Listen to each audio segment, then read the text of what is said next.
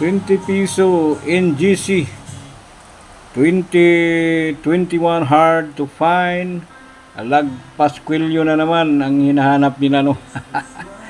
Ituloy na naman yung pangluloko nila, guys. 2021 na naman, hinahanap na naman. Kung naisahan po kayo sa 2020 Pascuello, guys, wag po kayong maniwala dyan, guys, no. Kasi hinahanap na naman nila to, hard to find daw. Meron po ka 8 piraso kung talagang bumibili sila, guys. Binibili daw nilang 20 to 30,000 na naman, guys, no.